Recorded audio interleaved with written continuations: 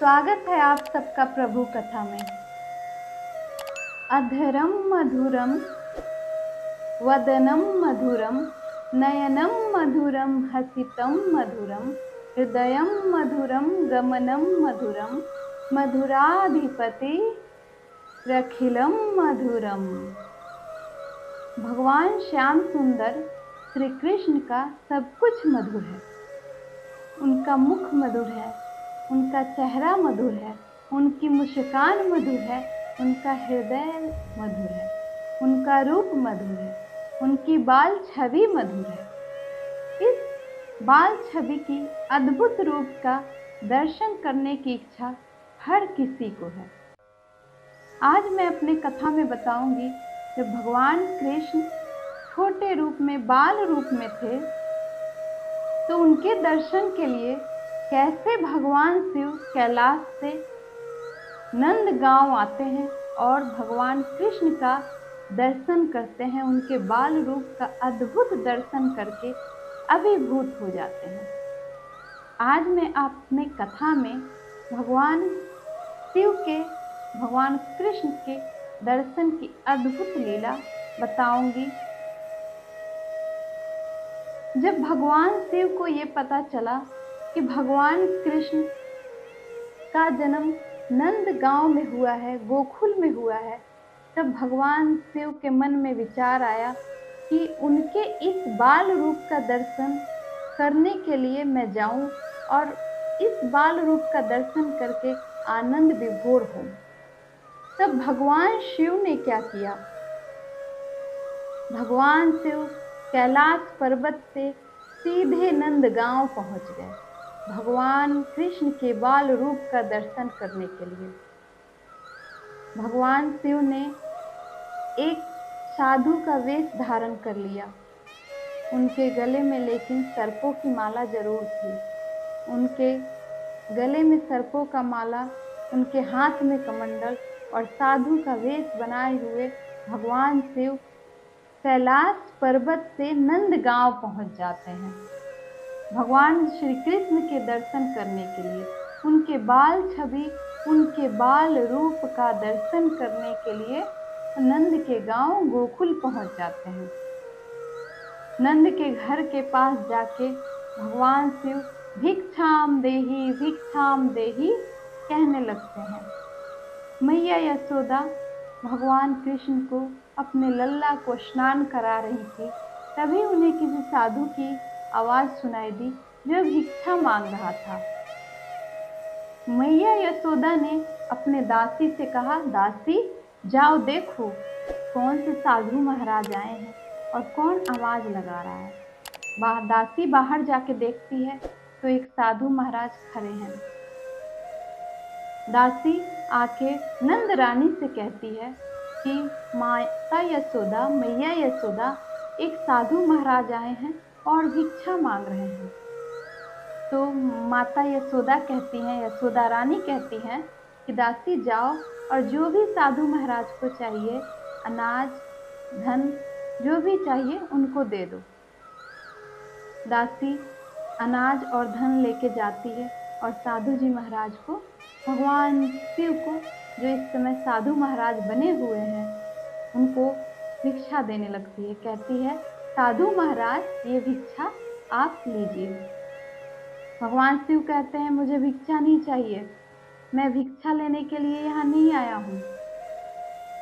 दासी कहती है, ये क्या बात हुई साधु महाराज, अभी तो आपने कहा भिक्षाम देही, अब जब मैं भिक्षा दे रही हूँ तो आप मना कर रहे हैं, ये कैसी बात है? भगवान शिव ने कहा, मुझे भिक्षा नहीं चाहिए, मुझे तो मैंने सुना है कि नंदलाल को एक अद्भुत बालक हुआ है जो परमात्मा का अंश है। मैं उसी के दर्शन के लिए पधारा हूँ, तो आप मुझे उनका दर्शन करा दो, मैं चला जाऊंगा, मुझे भिक्षा नहीं चाहिए। शिव जी ने ऐसा कहते हुए दासी को भिक्षा लेने से मना कर दिया। अब दासी मैया यशोदा के पास जाती है और कहती है कि यशोदा रानी, जो साधु महाराज आए हैं वो भिक्षा लेने से मना कर रहे हैं। मैया यशोदा ने कहा, ऐसा क्यों है? उन्हें और क्या चाहिए? अगर कुछ और चाहिए तो उन्हें दे दो। दासी कहती है, यशोदा रानी, उन्हें भिक्षा नहीं चाहिए, उन्हें तो आपके लल्ला का दर्शन करना चाहिए। वो आपके लल्ला का दर्शन करना चाहते हैं। मैया यशोदा ने कान्हा को नहला के और पालने में सुला दिया। उसके बाद मैया यशोदा जाती हैं साधु महाराज के पास और साधु महाराज से कहती हैं, साधु महाराज, आपने भिक्षा लेने से क्यों मना कर दिया? भगवान शिव मुस्कुराते हुए कहते हैं कि देवी, मैं भिक्षा लेने नहीं आया हूँ। मैंने सुना है आपके घर में एक परमात्मा का अंश हुआ है। मैं उसी अंश का दर्शन करने आया हूँ, उसी छवि का दर्शन करने आया हूँ। तुम मुझे मैया उस छवि का, उस अंश का, उस बालक का दर्शन करा दो। मैया कहती है, नहीं साधु महाराज, मैं अभी अभी अपने लल्ला को नहलवाई हूँ, मैं उसे बाहर नहीं ला सकती, इसे ठंड लग जाएगा। अब शिव जी कहते हैं कि मैया एक बार ला दो, मैं दर्शन करके चला जाऊंगा। अब मैया यशोदा कहती है, नहीं नहीं साधु महाराज, मैं नहीं ला सकती। मैया यशोदा हठ पे अड़ चुकी हैं। वो कहती है, नहीं साधु महाराज, मैं नहीं ला सकती अपने लल्ला को। मेरे पति ने मना किया है, किसी भी अनजान व्यक्ति के पास मत लाना।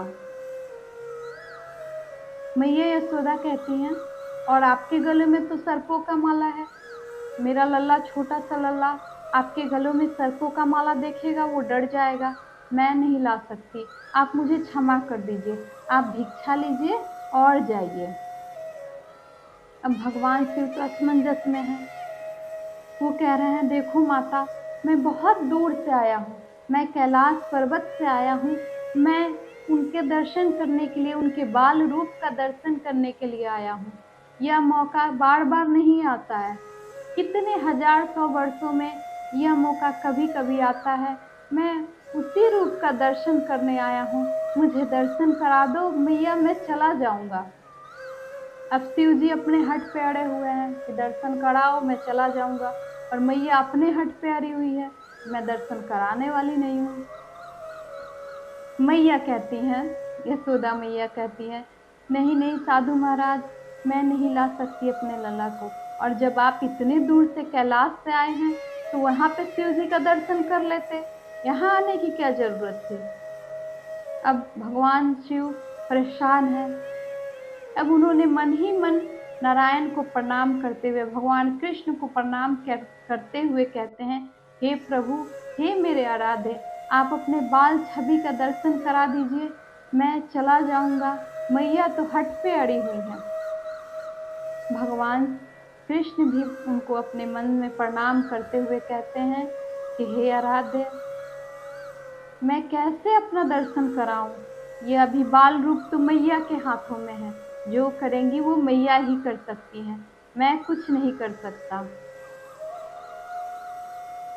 भगवान शिव यशोदा मैया से कहते हैं, मैया एक बार दर्शन करा दो अपने लल्ला का, मैं चला जाऊंगा, मुझे और कुछ नहीं चाहिए। अब मैया तो सोच में पड़ गई है, क्या करूं क्या नहीं करूं।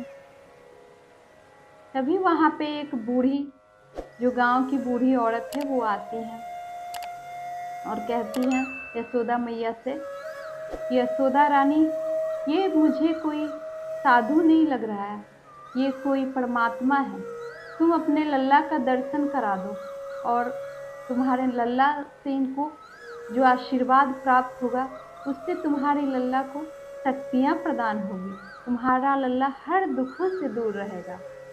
अब यशोदा मैया सोच में पड़ी हुई हैं कि वो क्या करें। यशोदा मैया कहती है, नहीं नहीं, बहुत सारे लोग वेश बना के आते हैं मेरे लल्ला का दर्शन करने, मेरे लल्ला का नुकसान करने आते हैं, मेरे लल्ला को नुकसान करना चाहते हैं, मैं दर्शन नहीं करा सकती। शिव जी कहते हैं, मैया जरा आंखें खोलो और पहचानो, मैं उनमें से नहीं हूँ, मैं अपने आराध्य का दर्शन करने आया हूँ, मुझे दर्शन करा दो मैया, दर्शन करा दो। शिव जी अब हट पे अड़े हुए हैं।